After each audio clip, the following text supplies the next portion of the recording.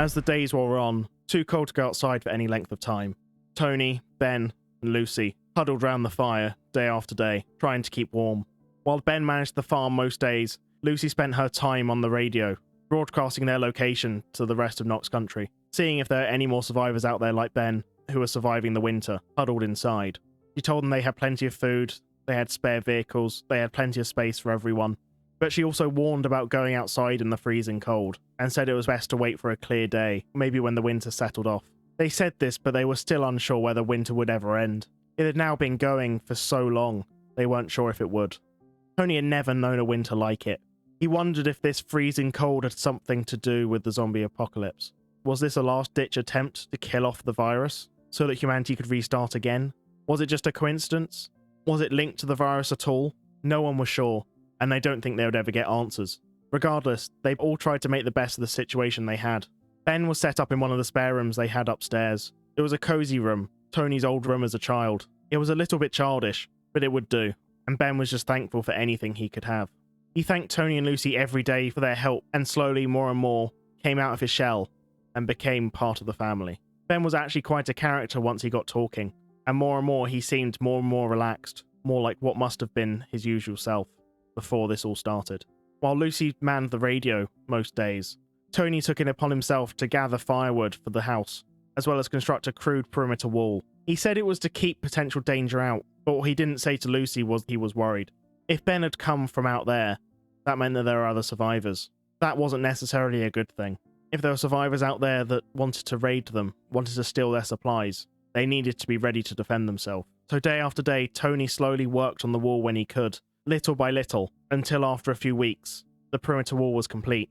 He felt skilled enough at carpentry at this point to construct some gates to protect the plot, to allow vehicles to go in and out, and made the base fully enclosed.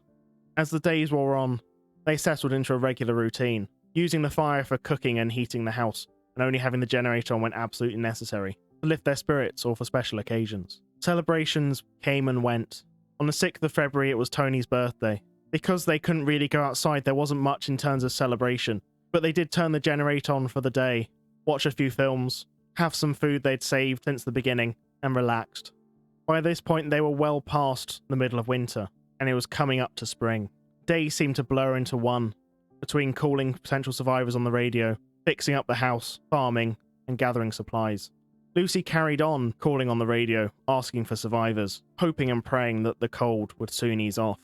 Tony was still unsure come the end of February whether the winter would end. It was still blisteringly cold outside. He didn't know what to say to Lucy, as it had been months since Ben had arrived and no more survivors had turned up. She was insistent they all get other bedrooms ready, that they did what they could to make the other house feel more like a home.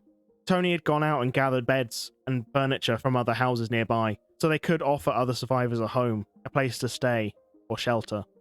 But no one came. Lucy began to lose hope. Her messages became slow, forced, sad. Her resolve was waning, and Tony could see it. Tony made an extra effort to keep her spirits up, to reassure her that there may be others out there, and they were just waiting for the cold to ease off. It helped a little, and Lucy kept doing what she was doing, hoping that others might hear her. As March came around, a miracle happened. The temperature started to warm, slowly at first, but day after day, as spring came around the corner, winter seemed to ease. Each and every day, Tony felt that he could spend more and more time outside without freezing. He started fishing again regularly, and even encouraged Ben and Lucy to come out and enjoy themselves, rather than be stuck inside. It was still cold, but it was no longer horrendous, and that gave them all hope. It was around this time that another miracle happened. As they were all sitting around the telly, watching a film, an unfamiliar sound was heard, a crackle, static, and then suddenly out of the blue, a low voice was heard over the ham radio. "Is anyone out there? We received your message. As the weather's starting to warm, we'll be there soon." They were all flabbergasted. They couldn't quite believe it. They said they. Who were they? What did that mean? Lucy tried to call them once again, but there wasn't any response. All they could do was sit and wait. With each passing day, the weather grew that much warmer. Tony almost felt warm when he went outside now, wearing all his layers. He kept them on just in case. He was still paranoid that he would get frostbite if he took anything off. By mid-March, the temperature wasn't even that cold. They could easily go outside without any effort. The other house was set up and prepared, and Tony had even started work on the burnt-down house, trying to fix up as best he could. It was shabby and rough. He was hoping more and more that he would be able to fix it up, at least patch it up as best he could so that it was livable. Suddenly, an engine was heard, off in the distance. Lucy was ecstatic at hearing it, but both Ben and Tony were more anxious. Tony had grabbed a gun for him and Ben just in case, and they waited at the upstairs window. He didn't want to leave anything up to chance. An armoured vehicle rocked up at the double gates. Military by the look of it. From out of it, 4 people got out. 1 looked military, the other 3 looked civilian. "Hello? Is anyone in there?" shouted one in military gear. "We heard your call. Are you able to help us?" "Please, we have nothing. We're not a threat. We weren't followed, I swear." Tony told the other 2 to stay still, and he went out and spoke to them. After a brief conversation, and looking at their faces, long, drawn out, pale, they'd clearly undergone hardship. After speaking to the one in military gear, Kevin, Tony decided to let them in. He seemed to trust him. He wasn't sure why, but they seemed to be trustworthy, and they didn't look like much of a threat. The 3 civilians were fairly scrawny. They looked like they hadn't eaten in weeks. Tony ushered them into the house, set them up in the spare bedroom. There was Kevin, who was on his own, and a small family, a mum, dad, and a child. Kevin could have one of the spare rooms, and Lucy could bunk up with Tony for the time being, while they worked on the other house. Tony thought they would feel safer as a group, until they settled in more. But Tony did say once they were ready, he would be happy to set them up in the other house nearby. The others were ecstatic. They couldn't believe the amount of food that was there. They had many deep conversations, long into the night, talking of their hardships, their stories, how they had met.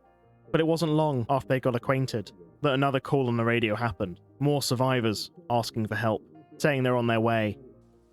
Every few days, it seemed, a survivor here or there would come to the base.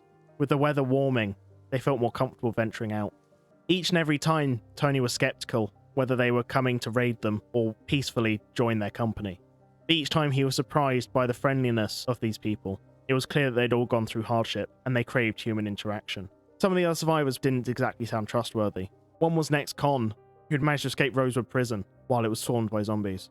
Another one, a local council member, who'd only managed to survive by eating another person who hadn't turned. Each of them had their own dark story. Each of them felt despair, lost. But as more and more trickled into the base, they formed a community. They all helped out one another. And as March came and went, winter seemed to be over. Spring had finally arrived, and the snow started to melt. Tony couldn't believe it, and was amazed that they'd got through it. Over the weeks, there were difficulties. One couple that turned up only stayed a couple of nights, before running off, stealing some guns and some supplies. Another survivor, Chris, arrived bloodied and exhausted. They treated his wounds as best they could, but he didn't survive the night. Another couple turned up, and they'd put them into one of their rooms in the other house. What they didn't say was that one of them had been bitten. They hid it without telling them. They didn't know that that's how you turned.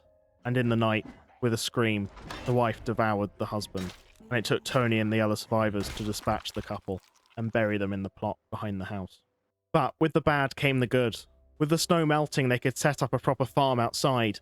They could fish to their heart's content, explore the countryside more without fear of freezing. The little group had turned into a proper community. They had plenty of food, plenty of supplies to last them. Tony, for the first time in months, almost a year, felt the weight of his shoulders ease. His burden gone.